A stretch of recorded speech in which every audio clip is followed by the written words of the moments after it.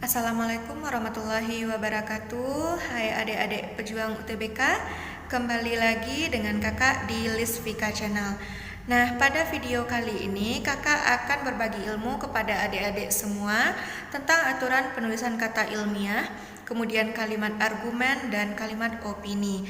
Nah, ini sesuai dengan request atau permintaan dari salah satu sahabat Lisvika Channel kemarin. Nah, jadi setiap materi yang kita upload, soal-soal yang kita upload di Lisvika Channel, ini akan bermanfaat bagi adik-adik semua, baik yang akan melaksanakan UTBK di hari berikutnya maupun bagi adik-adik yang akan melaksanakan ujian mandiri. Karena jadwal ujian mandiri sudah mulai dibuka ya adik-adik.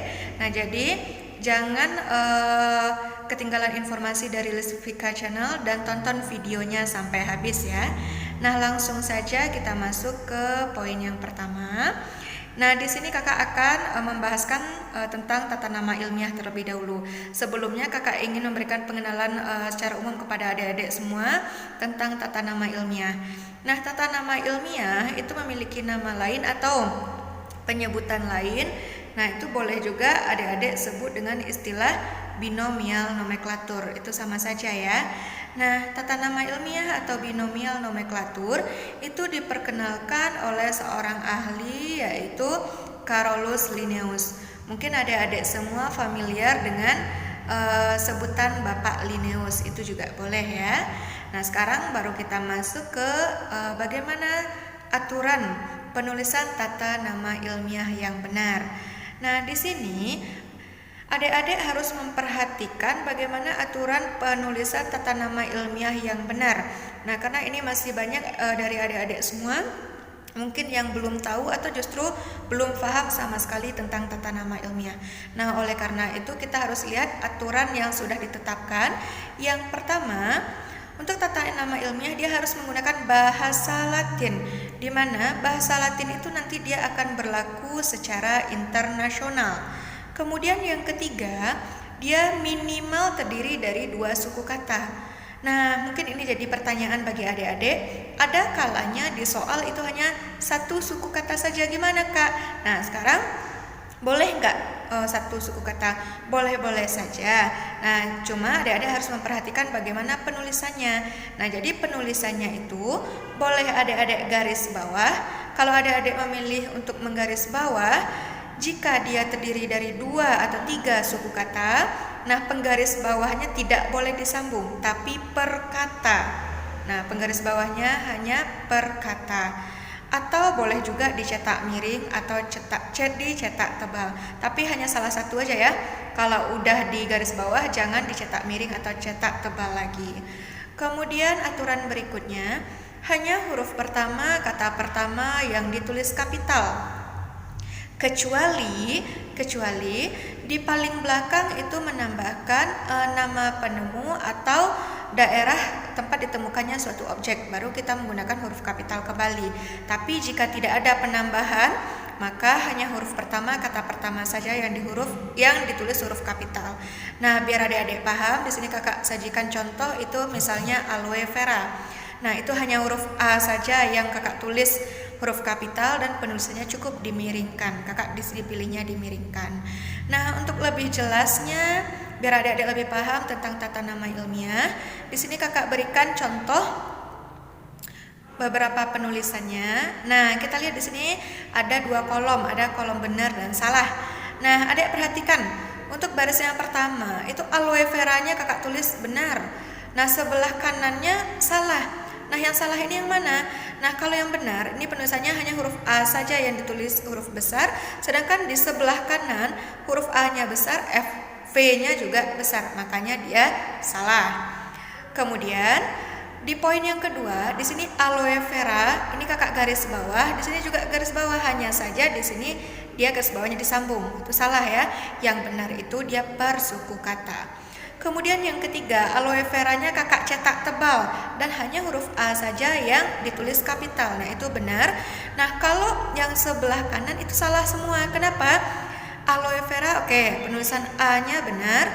Nah, hanya di sini dia di garis bawah disambung. kemudian dicetak miring juga, dicetak tebal juga. Nah, itu tidak boleh ya adik-adik, kita hanya boleh menggunakan salah satu saja. Nah, itu dia ya.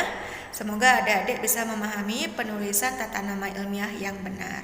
Oke, berikutnya kakak ingin menambahkan materi mengenai argumentasi dan opini. Ini adalah dua kata yang mungkin kita sering keselio ya. Kalau lihat suatu teks atau kalimat, mana sih yang argumen, mana sih yang opini. Nah, jadi di sini kakak pisahkan kembali. Nah, jadi di sini kita akan bahas yang pertama itu mengenai argumen terlebih dahulu. Apa itu argumen atau argumentasi? Itu adalah pernyataan pada sebuah paragraf yang bertujuan untuk meyakinkan atau menegaskan informasi kepada si pembaca.